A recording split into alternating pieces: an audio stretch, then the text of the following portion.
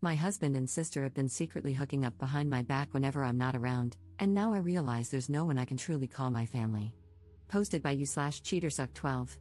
I can't move. If I move, it becomes real, and I have to accept what I saw and think about what's next. I came home from work early and saw my sister's car, thinking maybe she was dropping off some food from her job. But no, I walked in and saw my husband and sister naked in my kitchen, the kitchen I paid for. As soon as I registered what I saw, I got into my car and left. I kept driving, just driving until I found the hotel I'm at now. I don't want to believe it. I don't know what to do. My sister, my only family, my best friend, the one who's supposed to be there for me and support me. My husband, my person, my other half, the one who's supposed to love and respect me. The two most important people in my life have ruined everything. I've blocked them both on my phone.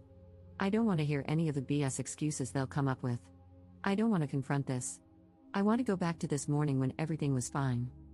Update 3 days later. Sorry for not replying to comments or updating, things have been hectic. I didn't think I needed to explicitly say this, but by naked, I meant they were completely naked and having sex in the kitchen. I admit mentioning that I paid for the kitchen was odd and kind of funny, but anyone who knows me knows that the kitchen is my pride and joy. So yes, when I saw my sister and husband having sex in my kitchen, it stuck with me. And yes, they did see me.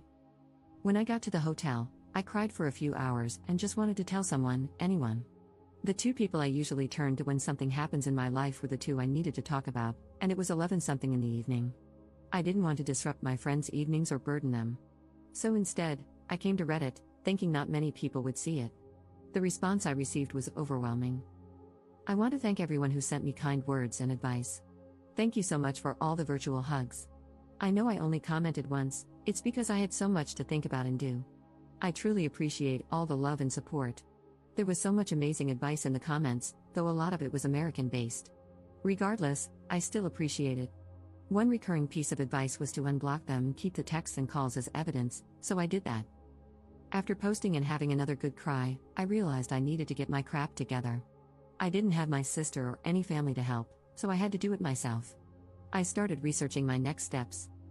In the morning, my friend called, saying my sister had contacted her to see if I'd been in touch. I told her what happened, and she very kindly offered me her spare room and took her day off work to help me sort things out. I called in sick at my job, and with her help, I began making progress. I reached out to a friend who works at a bank, and she helped me start sorting out my finances. My friend also found me a lawyer to consult.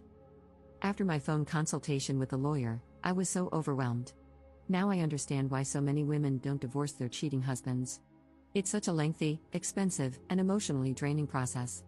Thankfully, I make a stable income and can support myself, and fortunately, we don't have kids. I have to remind myself that things won't happen in one day, it will take time. As for the house, his parents bought it for us. To be honest, after what I saw, I don't even want it. I will try to get reimbursed for my beloved kitchen, otherwise, it can burn for all I care. This whole situation has been incredibly draining, but I knew I had to talk to them. There's no coming back for my husband, and when I checked his messages, they said exactly what I expected: I'm sorry. It's not what it looks like. We didn't mean for it to happen. Please come home. I love you, and so on, just absolute BS. A small part of me thought maybe I could forgive my sister since we only have each other. But after reading her messages, all hope was lost. She used the same excuses our father used when he cheated on our mother and abused us, and she echoed the same things our mother would say when excusing his behavior and abusing us herself. I spoke to her this morning and asked her to tell me straight up, who, what, where, when, and why. She told me that back in July, when I went on a girls' trip, she was at our house and joked to my husband that I'd cheat on him during the trip because that's what always happens. He said no, and they joked about it, but then she suggested he get even with me. That led to them having sex. Once turned into 2 or 3 times, and then it happened whenever they could manage it. There was never any evidence or sign that I was going to, or even thinking about, cheating. I told her we were done and there's nothing she can do to repair this. Later, I got a call from an unknown number. It was my mother, who I haven't spoken to in 7 years. It turns out my sister has been in contact with her and told her what happened. My piece of trash mother, the same woman who used to beat me for breathing wrong, had the audacity to say this is what I get for taking her daughters away from her. It hurts so much. I know things are going to get even messier, and it's going to be a long few years. I've now lost all my blood relations. I need to get all my stuff and find a new place. I want to show them that I can and I will thrive without them. Again, thank you all from the bottom of my heart for all the love and advice. To all the people in the comments who can relate to my situation, I'm so sorry. Second update 10 months later. I actually forgot about this account until recently, and when I logged back in, I saw so many people still commenting, messaging me, and checking up on me. To those people, thank you for your kindness. Since so many of you are still asking for an update, and because I've already shared such a big part of my life, I may as well give a small update.